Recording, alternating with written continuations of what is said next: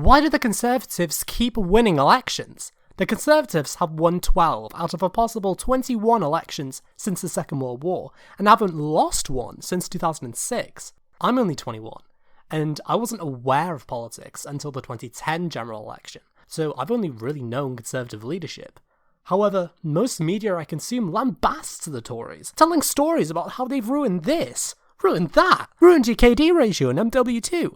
So this is something I've been wondering for a while, and today is the day we are going to solve this mystery. This is, why did the Conservatives keep winning elections? From what I've gathered, there are 3 reasons why the Conservatives have been so dominant over the years. They have a very strong base of support, the electoral system is rigged heavily in their favour, and there is a lack of opposition. This is a controversial point, but I will explain it in due course. Let's first take a look at the first reason, their base of support. The Tory base comprises of high earners, the elderly, and homeowners. Not surprisingly, there will certainly be some overlap in these categories, but already you get an idea of the type of person who votes Conservative. Well, these demographics are the most likely to vote in elections. In 2015, 78% of people aged 65 and over who were eligible voted in that election, and from those, nearly half voted Conservative. The figures for turnout and voting Conservative for higher earners are strikingly similar, at 75% and 45% respectively. I couldn't find any statistics on voting behaviour amongst homeowners, however the phenomenon is very well documented, and many political scientists have tried to understand why this is the case. A group of Dutch political scientists who were studying this suggested that the idea of home ownership, changing from the family home to an investment, has caused this.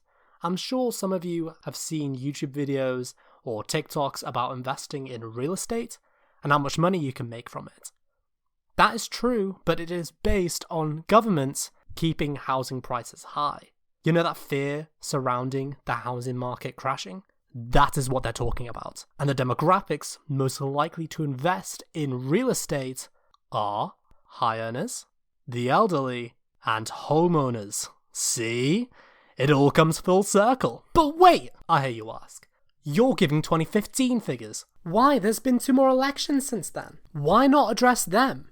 Well, ever since the Brexit referendum, the Conservatives have increasingly gained the support of another group of voters, working class voters. These voters had felt left behind by the political system, but Brexit gave them a voice again, and through leaders such as Boris Johnson and endorsements from Farage, this demographic became Conservatives, and certainly helped them win the 2019 general election. This is shown in the figures, with a huge 20-point swing from 2015 to 2019 in this group. So that's the first reason why the Conservatives keep winning elections. Let's explore the next one, the electoral system. But before we do that, I just wanted to mention, if you're enjoying the video so far, consider giving it a like and sharing it with someone that you'll think will like it too. And of course, subscribing to the channel. It doesn't cost you a thing, and support like this means a lot. Now back to talking about the electoral system. The UK electoral system uses a system called first past the post. This is when 2 parties go head to head in an election, and whoever gains the majority wins. The UK uses its own method of first past the post, called the Westminster system. Candidates will run in small regions called constituencies. There are 651 constituencies, which are all over the UK, and make up the seats in the House of Commons. 1 seat equals 1 constituency. Whichever party wins the most constituencies wins the election. Now remember how I said only 2 parties can run in a first past the post system? Well, in the UK, you could have 4, maybe 5, maybe 6, maybe as many as you want. And this creates a plurality vote share. And because, well, someone has to win it, the party with the highest minority vote share wins. This has happened in every general election the UK has had, and a party hasn't won a national majority since 1931. The UK's voting system deserves its own video, but for this one, that's all you need to know. If you look at the last 3 elections and compare the vote share with the seat share, there is a striking overrepresentation of the Conservative Party. 36.9% of their vote won 331 seats in 2015, a 7-seat majority. This will confuse you. 42.4% of their vote won 318 seats in 2017, 8 seats short of a majority. Finally, 43.6% of their vote won 365 seats in 2019, a 39-seat majority. And before you mention it, yes, working out majorities is more complicated than what I have described, and the Conservatives really have an 80-seat majority, but for this explainer, keep with the 39 seats. These numbers almost seem random, and that's because there are many different factors that go into election results, such as voter turnout and the influence of other parties, which we'll get onto in a sec. However, the main reason for this domination electorally is constituency boundary changes. Every 10 years, every constituency boundary changes to keep up with population change.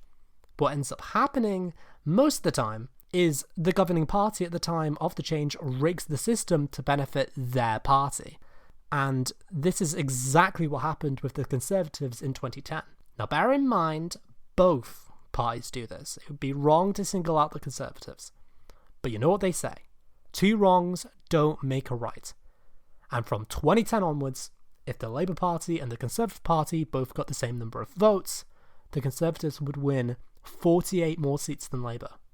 And we pretty much saw that in 2017, with the Conservatives only having a 2% higher vote share, but over 50 more seats. So these boundary changes are key to winning elections, and whoever gets to rig it gains a huge advantage. So now we understand the second reason why the Conservatives keep winning elections. Let's explore the third and final reason, the lack of opposition. This can be explained by 2 points. There is more competition for the left-wing vote share than for the right-wing vote share.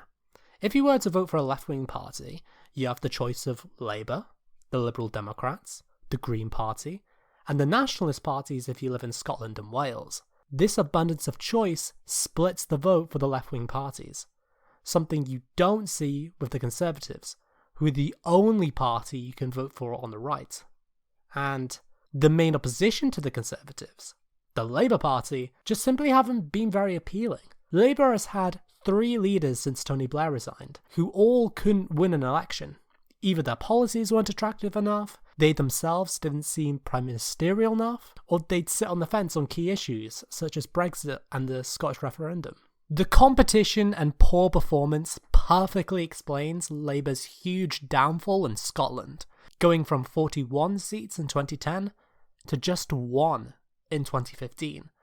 The rise of the SNP and Labour's failure to unify the unionist vote in Scotland to vote Labour severely damaged Labour's chances at winning an election. Essentially, the Conservatives keep winning elections because they've been able to tilt the balance of power of the electoral system in their favour while being able to rely on a high turnout demographic.